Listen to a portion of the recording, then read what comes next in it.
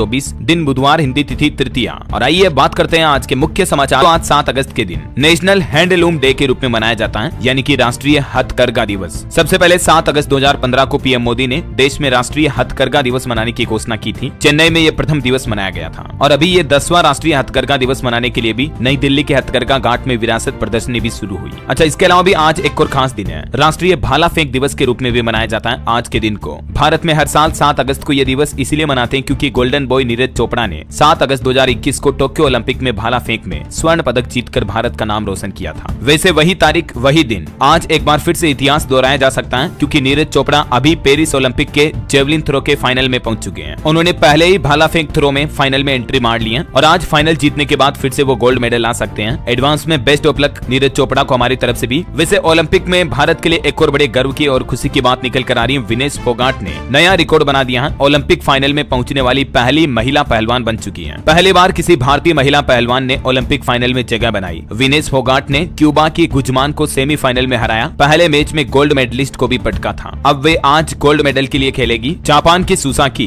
जो पूरे करियर में कभी नहीं हारी थी, 82 मैच के बाद विनेश फोगाट ने उन्हें हराकर नया रिकॉर्ड बनाया। ये एक बहुत बड़ी उपलब्धि भी है ना। तो मेनी कांग्रेट्स विनेश फोगाट को अपनी इस बड़ी उपलब्धि पर और भारत का नाम रोशन करने पर। ढेर सारी बधाइयों के साथ ही बेस्ट ऑफ लक आज के मैच के लिए भी। ओलंपिक से जुड़े कुछ और अपडेट्स मैं आपको आगे बताऊंगा। फिलहाल देखिए, आप आज के दिन दोस्तों हरियाली तीज भी है। सुख समृद्धि और सौभाग्य की कामना से हरियाली तीज का व्रत करती है माताएं बहनें। देवी पार्वती को सुहाग का सामान जरूर चढ़ाएं आज के दिन, है ना। चलिए आगे बढ़े खबरों में। देखिए आप, भारतीय रिजर्व बैंक आरबीआई की एमपीसी की मीटिंग शुरू हुई। 8 अगस्त को फैसलों का ऐलान होगा और इसमें आरबीआई की रेपो रेट में क्या बदलाव होता है ये देखना बड़ा ही महत्वपूर्ण होगा क्योंकि महंगाई बढ़ने व आर्थिक वृद्धि दर स्थिर रहने की चिंताओं के बीच जो ये एमपीसी की बैठक शुरू हुई। इस बैठक में लिए गए फैसलों का आम आदमी की महंगाई पर, जिंदगी पर जरूर असर पड़ेगा। अगर आरबीआई रेपो रेट बढ़ाता है तो जाहिर सी बात है बैंकों की लोन की रेटें भी बढ़ेगी और अगर आरबीआई रेपो रेट कम करता तो बैंकों के लोन भी सस्ते होंगे, है ना। हालांकि एक्सपर्ट की माने तो इस बार भी रेपो रेट में कोई बदलाव की उम्मीद नहीं है क्योंकि 2023 से ही 6.5% पर रेपो रेट की दरें स्थिर है, बरकरार है। चलिए दोस्तों अगली खबर देखिए। रिलायंस फाउंडेशन ने केरल वायनाड के लैंडस्लाइड प्रभावितों के लिए राहत और विकास योजनाओं की घोषणा की है। अभी वायनाड में लोगों की क्या क्या मदद हो रही है देख सकते हैं आप कुछ पॉइंट्स। वैसे दोस्तों अभी केरल के वायनाड में इस लैंडस्लाइड की घटना में मरने वालों का आंकड़ा 402 पहुंच चुका है। सर्च ऑपरेशन के 8वें दिन भी लोगों की तलाश जारी है क्योंकि 180 लोग अब भी लापता है। एक डॉग भी अपने मालिक से 6 दिन बाद मिला। ये भावुक मोमेंट देखने को मिले। चलिए अगली खबर देखिए दोस्तों। भारत के लिए बड़े गर्व की बात, देश की राष्ट्रपति द्रौपदी मुर्मू को फिजी के सर्वोच्च नागरिक पुरस्कार से सम्मानित किया गया। Ministry of external affairs MEA ने ये बात की जानकारी दी और इस सम्मान का नाम है द ऑर्डर ऑफ फिजी, जो कि फिजी का सर्वोच्च नागरिक सम्मान है। अभी राष्ट्रपति द्रौपदी मुर्मू फिजी दौरे पर है और उनकी इस राजकीय यात्रा पर उन्हें ये सम्मानित किया गया, है ना। चलिए अगली खबर देखिए। AI यानी कि आर्टिफिशियल इंटेलिजेंस अब 5 साल पहले ही डिटेक्ट कर लेगा ब्रेस्ट कैंसर।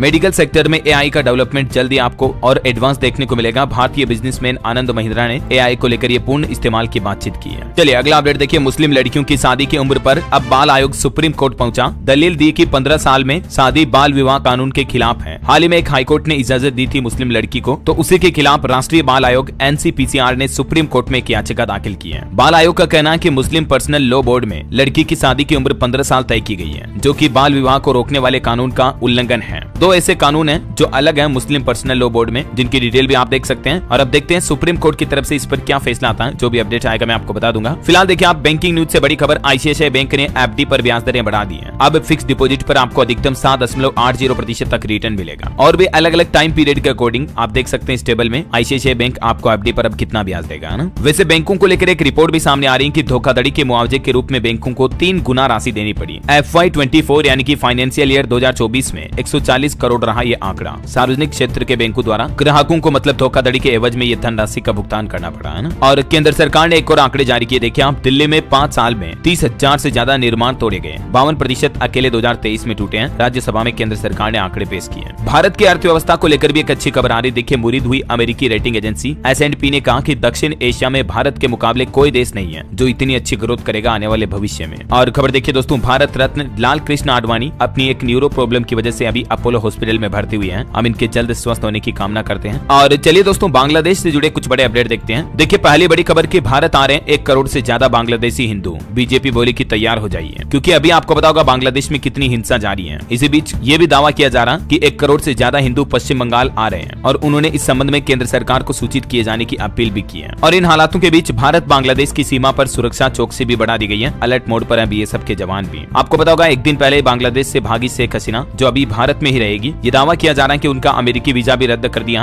और ब्रिटेन में भी उनको लंदन में पनाह की उम्मीद नहीं दिख रही है। अभी फिलहाल वो भारत के सेफ हाउस में भेजी गई है। और ये देखिए आप कुछ प्रदर्शनकारियों की तस्वीरें। बांग्लादेश में प्रदर्शनकारियों ने शेख हसीना की साड़ी पहनी, पीएम आवास में घुसे, कपड़े, पंखे, मछली, एसी सब कुछ चुरा कर ले गए। प्रधानमंत्री आवास से इतनी चीजों को प्रदर्शनकारी बाहर लेकर आगे। देख सकते हैं आप हालात क्या चल रहे हैं वहाँ के। ये तस्वीरें देख सकते हैं आप, प्रदर्शनकारी शेख हसीना के घर की सारी चीजों को उठा के ले आए। और खबर है बांग्लादेश में हिंसक प्रदर्शनों के बीच शेरपुर जेल पर हमला किया गया, जहां 500 से ज्यादा खतरनाक कैदी फरार हो गए। हमारे भारत में संसद में भी ये मुद्दा उठा। बांग्लादेश में हिंदुओं को निशाना बनाया गया, मंदिर भी तोड़े गए। स्थिति पर हमारी पैनी नजर है। राज्यसभा में बोले भारत के विदेश मंत्री एस जयशंकर। उन्होंने कहा कि बांग्लादेश में हिंदुओं पर हमले हुए हैं और ये बड़ी चिंता की बात है। हम बांग्लादेश की राजधानी ढाका के प्रशासन के संपर्क में हैं, सुरक्षा सुनिश्चित करने के लिए कहा गया है। बांग्लादेश के हालातों पर पूरे भारत की नजर है। जयशंकर ने संसद में कहा कि अभी वहाँ कितने भारतीय फंसे हुए हैं, तो आंकड़ों के और अनुमान के मुताबिक लगभग पड़ोसी देश बांग्लादेश में 19,000 भारतीय नागरिक हैं, जिनमें से 9,000 भारत के छात्र हैं। हालांकि ज्यादातर छात्र जुलाई के महीने में ही भारत लौट आए हैं, लेकिन फिलहाल बांग्लादेश के हालातों को लेकर भारत सरकार भी काफी सक्रिय है। भले ही शेख हसीना ने इस्तीफा देकर अपना देश छोड़ दिया, उसके बावजूद बांग्लादेश में खूनी हिंसा जारी है। हिंदुओं के मंदिरों पर हमले किए गए और बीते एक दिन में ही 100 से ज्यादा लोगों की मौत हो गई। शेख हसीना तो हेलीकॉप्टर से उड़ गई, अब हमें भी शरण दे दें। भारत से अब बांग्लादेश के दूसरे नेता भी ये गुहार लगा रहे हैं। हालांकि बांग्लादेशी पीएम शेख हसीना लंदन जाना चाहती थी, लेकिन लंदन से जवाब आया कि जिस देश में पहले पहुंची वहीं पर शरण लें। तो ब्रिटेन से तो शेख हसीना को ये झटका लगा। फिलहाल वो भारत में ही रुकेगी। अनिश्चितताओं की वजह से बाधित हुई लंदन जाने की योजना। अभी वो यूपी गाजियाबाद में एयरबेस के सेफ हाउस में स्थित है, जहां बेटी भी उनसे मुलाकात कर सकती है। वीवीआईपी गाड़ियों का मूवमेंट काफी बड़ा है। खबर है बांग्लादेश के पूर्व सूचना प्रसारण मंत्री जुनेद अहमद पलक भी ढाका एयरपोर्ट से गिरफ्तार किए गए। और वहीं दोस्तों बांग्लादेश के हालातों पर बिहार पुलिस ने भी आदेश जारी किया। कहा सीमावर्ती इलाकों में पेट्रोलिंग बढ़ाने के निर्देश जारी किए। लोगों से भी अपील की है कि अफवाहों पर ध्यान न दें। कुछ समय बाद बांग्लादेश में महिला T20 वर्ल्ड कप भी होना था, लेकिन अब वो मुश्किल दिख रहा। 3 से 20 अक्टूबर तक करनी है मेजबानी। और बांग्लादेश के इन हालातों के बीच भारत के विदेश मंत्रालय ने कहा कि सतर्क रहें और सावधानी बरतें। ब्रिटेन जा रहे नागरिकों के लिए भी भारत ने एडवाइजरी जारी की है, क्योंकि पिछले बीते सप्ताह ब्रिटेन में भी काफी इस तरह के विरोध प्रदर्शन देखने को मिले हैं ना। चलिए दोस्तों आगे बढ़ते हैं खबरों में। देखिए तरंग शक्ति 2024 युद्धाभ्यास की शुरुआत हो चुकी है। पहली बार भारत आई जर्मन एयरफोर्स। हालांकि इस युद्धाभ्यास में बांग्लादेश भी शामिल होना था, लेकिन बांग्लादेश में तख्ता पलट के बाद अब शंका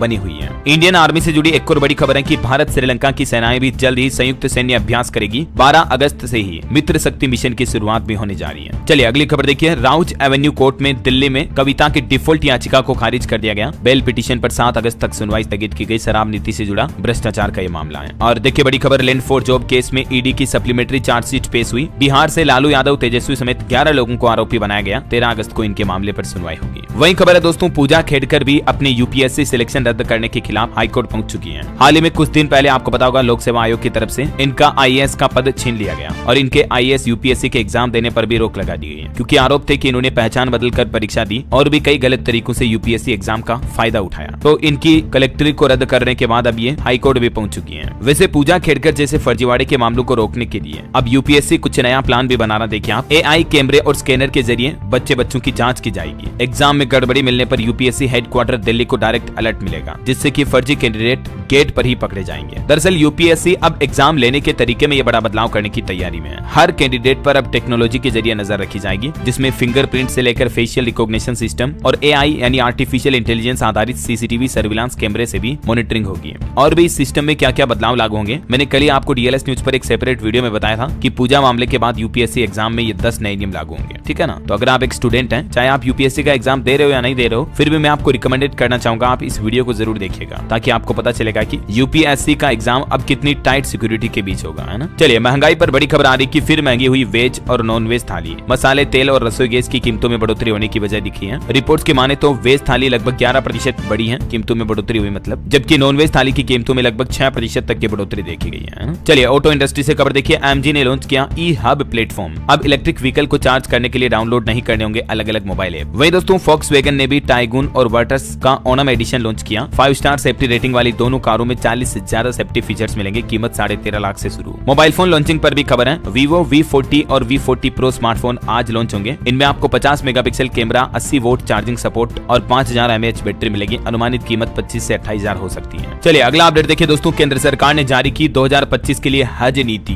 यानी हज पॉलिसी जारी की है। भारतीय हज समिति का कोटा बीते साल से घटकर 70% हुआ है। भारत की हज यात्रा की नीतियों में सरकार ने कुछ बड़े बदलाव भी किए हैं। अब सरकार के पास नहीं होगा 80% कोटा, बल्कि नए नियम के मुताबिक अब कुल हज कोटे का 70% कोटा ही भारतीय हज कमेटी के पास होगा। इसके अलावा बाकी बचा 30% हिस्सा निजी टूर ऑपरेटर्स को दिया जाएगा। मतलब 30% जो प्राइवेट टूर ऑपरेटर्स हैं वो हज यात्रियों को ले जा पाएंगे, बाकी 70% भारत सरकार खुद हज यात्रा करवाएगी, ऐसा है ना। और कुछ उम्र सीमा वगैरह में भी बदलाव किए गए हैं, जिसकी डिटेल आप देख सकते हैं स्क्रीन पर। चलिए अगला अपडेट देखिए। लीबिया की यात्रा करने वाले भारतीय नागरिकों पर भी प्रतिबंध लगाया गया। गैर जरूरी यात्रा करने से बचने की सलाह भी दी है। विदेश मंत्रालय ने यह प्रतिबंध लगाया। और खबर है दोस्तों, 10 विदेशी एयरलाइन कंपनियों को 10,000 करोड़ रुपए का जीएसटी नोटिस भेजा डीजीसीआई ने। IATA बोला कि भारत के अलावा विश्व में ऐसा कहीं नहीं है। वहीं देखिए इसरो की ये प्लानिंग है, इस बार स्वतंत्रता दिवस यानी 15 अगस्त को पृथ्वी अवलोकन उपग्रह 8 को प्रक्षेपित कर सकता है इसरो। प्लानिंग पूरी चल रही है। श्रीहरिकोटा केंद्र से होगा इसका प्रक्षेपण। अगर सब कुछ सही रहा तो 15 अगस्त को इसकी लॉन्चिंग हो जाएगी, है ना। चलिए बड़ी खबर देखिए। 1 करोड़ से ज्यादा केंद्रीय कर्मियों और पेंशनरों को तगड़ा झटका लगा है। सरकार नहीं देगी 18 महीने के डीए का एरियर। दरअसल वित्त राज्य मंत्री पंकज चौधरी ने कहा कि कोरोना काल में अर्थव्यवस्था की स्थिति ठीक नहीं होने के कारण डीए और डीआर रोका गया था। तब सरकार पर वित्तीय दबाव था, लेकिन मौजूदा समय में उक्त भत्तों का एरियर देना संभव नहीं है। तो केंद्र सरकार ने कुल मिलाकर सरकारी कर्मचारियों को बीते 18 महीने की डीए एरियर देने से साफ साफ इनकार कर दिया। संसद भवन में इस बात की जानकारी दी, डिटेल आप देख सकते हैं, और है ना। बहरहाल अभी तो कुछ और महत्वपूर्ण और काम की खबरें देखेंगे दोस्तों। कुछ और सरकार के बड़े फैसले, नई योजनाओं के बारे में आपको बताऊंगा, लेकिन उससे पहले आज के मौसम समाचार पर नजर डाल लेते हैं। और एक छोटा सब्सक्राइब जरूर कर लेना, ये मेरी पर्सनली आपसे रिक्वेस्ट है। चलिए आगे बढ़े। मौसम अपडेट में देखिए आप, देश का मानसून ट्रेकर। राजस्थान में बांध के पानी में बस बही। हिमाचल प्रदेश में 87 सड़कें ब्लॉक पड़ी हैं। 20 राज्यों में आज भी भारी बारिश का अलर्ट है। और हिमाचल में तो बाढ़ से अब तक 16 और लोगों की जान चली गई, 39 अभी भी लापता है। इधर उत्तराखंड में भी भारी बारिश का अलर्ट, चेतावनी जारी हुई। नदी नालों के पास रहने वाले लोग सतर्क रहें, क्योंकि भूस्खलन का भी खतरा मंडरा रहा है। कुछ राज्यों के हालात देखिए आप। मध्य प्रदेश का मानसून अपडेट। भोपाल में बारिश हुई, 15 जिलों में बिजली गिरने की चेतावनी। एमपी में 24 इंच पानी गिरा, 7 जिलों में 30 इंच से ज्यादा बरसात हुई। राजस्थान में देखिए नागौर में मकान गिरा, एक बच्चे की जान चली गई। टोंक में रोडवेज की बस भी पानी में बह गई। जैसलमेर किले की दीवार भी ढही, ट्रेनें कैंसिल हुई, 6 के रूट बदले गए। बिहार का मानसून अपडेट है। सुपौल में थाने में भी पानी भर गया। बिहार गया में तो गली मोहल्ले भी डूब गए। उफान पर है गंगा, गंडक, कोसी नदी। पटना, नालंदा समेत 8 जिलों में तगड़ी बारिश देखी गई। 32 जिलों में आज भी बिहार में बारिश की संभावना है। पंजाब के भी 17 जिलों में बारिश की चेतावनी। 2 दिन और मौसम खराब रहेगा। हालांकि इस महीने अगस्त में 14% कम बरसे बादल पंजाब में। छत्तीसगढ़ का मानसून अपडेट देखिए आप। रायपुर और कोरबा में झमाझम बरसे बादल। दोपहर के बाद बदला मौसम। प्रदेश में अब तक सामान्य से 11% ज्यादा बरसात हुई। और मौसम विभाग का कहना है दोस्तों कि हरियाणा में आज से फिर से मानसून की वापसी यानी एंट्री होने जा रही है। अधिकांश जिलों में हैवी रेन का अलर्ट है। 24 घंटों में 3 जिलों में बारिश देखी गई। झारखंड का मानसून अपडेट देखिए। यूपी से छोड़ा पानी। गढ़वा में सोन नदी का जलस्तर बढ़ा। एनडीआरएफ ने 40 लोगों को निकाला, जिसमें 8 बिहार के थे। और अभी भी झारखंड के 14 जिलों में बारिश का येलो अलर्ट है। हालांकि प्रदेश में अब तक 19% कम बारिश हुई। और भी दोस्तों अगले 24 घंटों के दौरान मौसम की संभावित गतिविधियां क्या रहेगी, तो स्क्रीन पर आप डिटेल देख सकते हैं ज्यादा। चलिए अब अपन आज के सराफा बाजार पर नजर डालें तो देखिए शेयर बाजार में हाहाकार के बीच अभी सोने का भाव क्या चल रहा है। सोना 213 रुपए गिर कर 68,904 रुपए प्रति 10 ग्राम पर चल रहा, जबकि चांदी 506 रुपए टूट कर 78,444 रुपए प्रति किलो हुई। अलग अलग कैरेट के हिसाब से भी गोल्ड का रेट आप देख सकते हैं स्क्रीन पर। चलिए मार्केट की अपडेट भी देख लेते हैं कुछ साथ के साथ। दिन के ऊपरी स्तर से 1259 अंक गिरा सेंसेक्स, 166 अंक नीचे 78,593 के स्तर पर बंद हुआ। रियल एस्टेट के शेयरों में भी तेजी देखी गई। वहीं दोस्तों अमेजॉन इंडिया के कंट्री हेड ने दिया इस्तीफा। मनीष तिवारी ने 8 साल से ज्यादा समय तक अमेजॉन में काम किया। 2016 में ज्वाइन की थी कंपनी, लेकिन अभी इन्होंने रिजाइन कर दिया। स्टॉक मार्केट में 3 दिन की गिरावट में निवेशकों के 22 लाख करोड़ रुपए डूबे। अब शेयर मार्केट में आगे क्या होने वाला है ये तो वक्त ही बताएगा। बांग्लादेश संकट से मेरिको का शेयर भी 6% टूटा। पैरासूट, सफोला जैसे प्रोडक्ट्स बनाती है कंपनी। 12% रेवेन्यू बांग्लादेशी मार्केट से ही आता है, लेकिन अभी बांग्लादेश में हालात गंभीर चल रहे हैं, तो इस वजह से इस कंपनी के स्टॉक में 6% की गिरावट देखी गई। वहीं टाटा पावर कंपनी का पहली तिमाही में मुनाफा 4% बढ़ा और पहली तिमाही में टीवीएस का मुनाफा भी 23% बढ़कर 577 करोड़ पहुंचा। वेदांता ग्रुप का मुनाफा 54% बढ़कर 5,095 करोड़ हुआ। वहीं एकम्स ड्रग्स का शेयर 7% ऊपर 725 पर लिस्ट हुआ। और अब मार्केट एक्सपर्ट का यह अनुमान है कि आरबीआई की ब्याज दर जो अभी 8 अगस्त को आने वाली रेपो रेट और इसके अलावा वृहद आर्थिक आंकड़ों से तय होगी। शेयर मार्केट की आगे की चाल है ना। चलिए दोस्तों मार्केट के बाद आगे बढ़ते हैं खबरों में। देखिए दिल्ली लोकेशन में घर खरीदने का मौका है। डीडीए यानी कि दिल्ली डेवलपमेंट अथॉरिटी लॉन्च कर रहा 40,000 फ्लैट की नई योजना। सबसे गरीब तबके के लोग बाग भी ये फ्लैट खरीद पाएंगे। बोर्ड से मंजूरी के बाद जल्दी ये नई आवासीय योजना लॉन्च होने वाली है दिल्ली विकास प्राधिकरण की तरफ से। तो डिटेल में आपको बता दूंगा लॉन्चिंग के समय। फिलहाल देखिए अगला अपडेट रिसर्च एनालिस्ट और इन्वेस्टमेंट एडवाइजर के लिए अब राह आसान होगी। सेबी की तरफ से एक नया कंसल्टेशन पेपर जारी किया है, जिसमें सेबी ने कहा कि रजिस्ट्रेशन के लिए हर 3 साल बाद परीक्षा की शर्त हटाने का प्रस्ताव दिया है। केवल तभी परीक्षा देने की शर्त होगी जब उस विषय में बड़ा बदलाव हो। सेबी की तरफ से स्टॉक मार्केट रेगुलेटर के द्वारा इन्वेस्टमेंट एडवाइजर के लिए ये नए नियम लागू किए गए, ठीक है ना। चलिए अगला अपडेट देखिए। आम जनता के लिए 16 अगस्त से 15 सितंबर तक खुलेगा दिल्ली का राष्ट्रपति भवन का अमृत उद्यान। आम लोग इसमें घूम पाएंगे। जाएंगे 15 अगस्त के दूसरे दिन, मतलब स्वतंत्रता दिवस के अगले दिन खुल जाएगा ये, ठीक है, तब तक बंद रहेगा। और खबर है दोस्तों, मेधावी छात्र सम्मान योजना लॉन्च की। हिमाचल प्रदेश के मुख्यमंत्री सुक्खू ने मेधावियों को 25-25 हजार रुपए देने का ऐलान किया है। कल ही अमर उजाला मेधावी छात्र सम्मान समारोह के दौरान हिमाचल सीएम के द्वारा ये बड़ी घोषणा की गई। चलिए खबर है दोस्तों, खर्च होंगे सिर्फ 5,000 रुपए। उत्तर प्रदेश में इतना आसान हो जाएगा पैतृक संपत्ति का बंटवारा। योगी सरकार की तरफ से ये सहूलियत दी गई है। उत्तर प्रदेश के मुख्यमंत्री योगी आदित्यनाथ सरकार ने ये एक और बड़ा फैसला लिया है। अब बिना विवाद के भी कई पीढ़ियों की संपत्ति का आसानी से बंटवारा हो पाएगा, और वो भी बहुत सस्ते में, सिर्फ 5,000 रुपए की स्टाम्प शुल्क ड्यूटी के साथ, है ना। चलिए अगला अपडेट है, वक्फ बोर्ड अधिनियम में बदलाव है, वक्त की जरूरत, मुस्लिम कौम को करना चाहिए इसे स्वीकार। जो सरकार संसद में ये नया वक्फ बोर्ड कानून में संशोधन वाला बिल लाने वाली है, इस पर कई सारे मार्केट एक्सपर्ट का भी अनुमान है। मुख्तार अब्बास नकवी जो कि वरिष्ठ भाजपा के नेता हैं, उन्होंने भी अपनी ये ओपिनियन दी है। और आपकी सेहत हेल्थ से जुड़ी कुछ बड़ी खबरें देखिए आप। मध्य प्रदेश में डायरिया से 17 लोगों की मौत हो गई। शिशुओं के लिए भी ये काफी घातक होती है बीमारी, 9% मृत्यु दर होती है इसमें।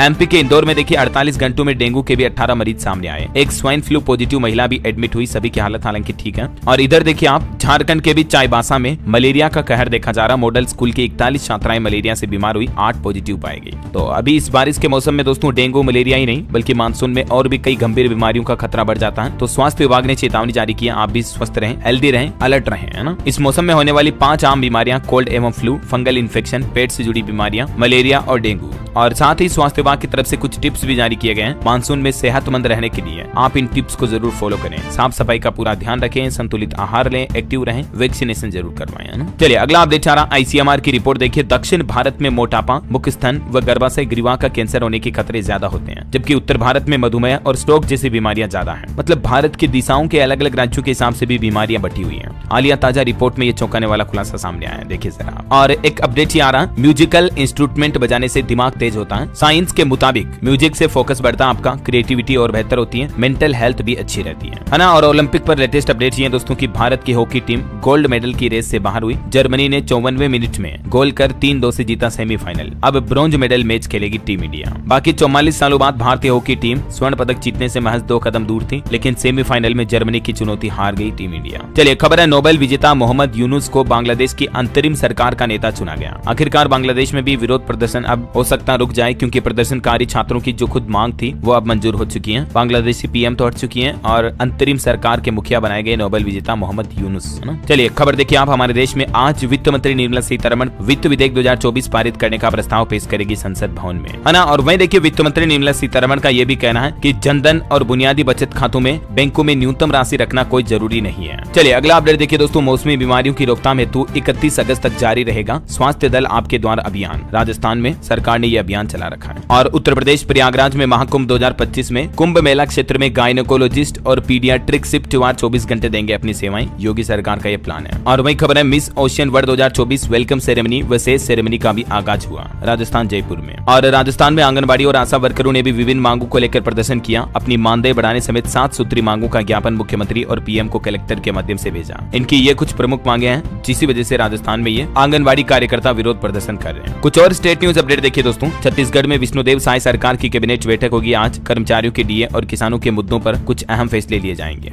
चलिए खबर है, भाजपा की हार के बाद उत्तर प्रदेश के मुख्यमंत्री योगी आदित्यनाथ पहली बार अयोध्या पहुंचे। हनुमानगढ़ी में आरती की, रामलला के दर्शन किए और श्री राम हेरिटेज पथ का लोकार्पण भी किया। इधर यूपी में डिप्टी सीएम का कहना है कि पूरे देश में सेवा देगी यूपी की नस्लें। लखनऊ में इंडिया रूरल कोलवेक्विक का आयोजन होने जा रहा। 11 जनपदों में पीपीआईए फेलोशिप का शुभारंभ भी हुआ। वहीं यूपी लखनऊ से रक्षाबंधन पर विशेष ट्रेन भी चलेगी। रेलवे की तरफ से शेड्यूल जारी किया गया। टिकट से पहले आप ये डिटेल जरूर चेक कर लें। और वहीं देखिए दोस्तों, लखनऊ समेत फर्जी हाई सिक्योरिटी रजिस्ट्रेशन प्लेट की पूरे उत्तर प्रदेश में जांच होगी। आयुक्त बोले कि परिवहन विभाग पूरे प्रदेश में चलाएगा जल्दी ये अभियान। बिहार के खिलाड़ियों के लिए अच्छी खबर है, नीतीश सरकार अब खेल छात्रवृत्ति भी देगी। आवेदन करने का आज आखिरी दिन है, रजिस्ट्रेशन की प्रक्रिया भी पूरी हुई। इस पोर्टल के जरिए इच्छुक स्टूडेंट आवेदन कर सकते हैं। चलिए खबर है दोस्तों, झारखंड में हेमंत सोरेन ने मुख्यमंत्री मैया योजना पोर्टल की खामियां दूर करने का निर्देश दिया। कैंप की अवधि भी बढ़ाई। और वहीं देखिए, झारखंड में डाल्टनगंज रेलवे स्टेशन का नाम बदला गया। अब इसे मोदिनी नगर के नाम से जाना जाएगा। मुख्यमंत्री हेमंत सोरेन ने सैद्धांतिक सहमति भी दी। चलिए बड़ी अच्छी खबर देखिए, टीचर बनने वालों के लिए बहुत ही बड़ी खुशखबरी है। इस राज्य में अब आजीवन मान्य रहेगा टेट का एग्जाम। दरअसल हरियाणा सरकार की तरफ से यह फैसला लिया गया दोस्तों। हरियाणा में एच टेट अब लाइफ टाइम वैलिड रहेगी। टीचर बनने की लाइन में लगे युवाओं को हरियाणा सरकार सरकार ने यह बड़ा तोहफा दिया। मतलब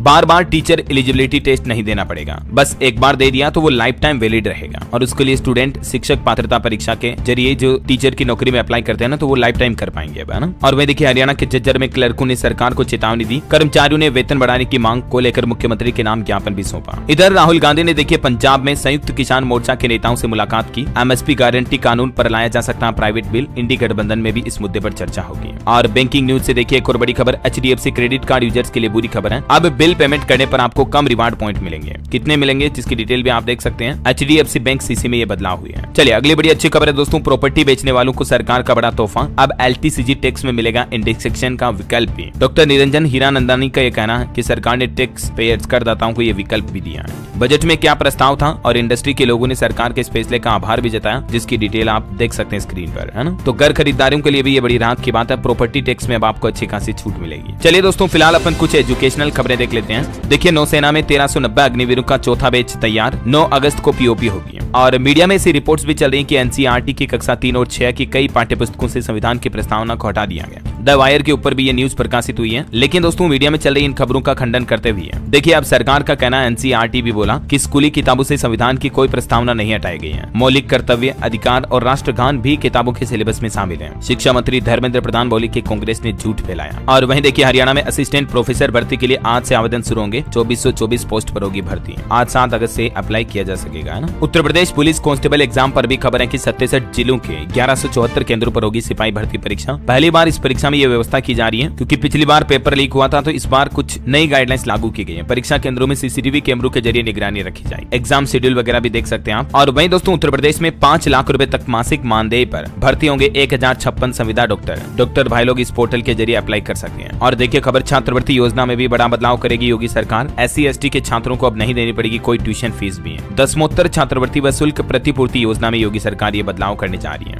वैसे यूपी में स्कूल हॉलिडे पर भी खबर है कि 10, 12 और 17 अगस्त को बंद रहेंगे 8वीं तक के सभी स्कूल। मुरादाबाद डीएम की तरफ से ये आदेश जारी किया गया। कांवड़ यात्रा के चलते ये स्कूलों में 3 दिन छुट्टियां रहेगी, ठीक है ना। और एक अच्छी खबर है, योगी सरकार का प्लान देखिए, आप पढ़ाई के लिए आपको घर नहीं छोड़ना पड़ेगा, क्योंकि यूपी के हर जिले में विश्वविद्यालय यानी कि यूनिवर्सिटी खोली जाएगी। ये सीएम योगी का प्लान है। वही दोस्तों मध्य प्रदेश बोर्ड के 10वीं और 12वीं का टाइम टेबल भी घोषित हो चुका है। हाई स्कूल की परीक्षा 27 फरवरी को होगी और हाई सेकेंडरी की परीक्षाएं 25 फरवरी से होगी। चलिए कुछ सरकारी नौकरी को लेकर अपडेट देखते हैं दोस्तों। रेलवे में 1376 पदों पर भर्ती का नोटिफिकेशन जारी हुआ। 17 अगस्त से आवेदन शुरू होंगे। लास्ट डेट 16 सितंबर 2024। राजस्थान में भी 1057 पदों पर भर्ती का नोटिफिकेशन जारी हुआ। 14 अगस्त से आवेदन शुरू होंगे। लास्ट डेट 10 सितंबर 2024। वैसे राजस्थान में RSMSSB ने राजस्थान समान पात्रता परीक्षा के लिए विस्तृत अधिसूचना भी जारी की है। इसमें भी 9 अगस्त से आवेदन शुरू होंगे और इसके बारे में डिटेल जानकारी आप और ऑफिशियल पोर्टल पर जाकर चेक कर लीजिएगा, ठीक है ना। और हरियाणा में भी 2424 पदों पर भर्ती निकली है, जिसमें आज 7 अगस्त से आवेदन शुरू होने जा रहे हैं। इसकी लास्ट डेट 27 अगस्त 2024 रहेगी। ओके, और चलिए दोस्तों एजुकेशन के बाद कुछ और अपडेट देख लेते हैं। देखिए बिहार के उद्यमियों को अब सरकारी ठेकों में मिलेगी विशेष छूट। मुख्यमंत्री नीतीश कुमार की कैबिनेट बैठक में लिए गए ये बड़े फैसले। और वहीं देखिए मध्य प्रदेश में अब पटवारी के भरोसे नहीं रहेंगे किसान।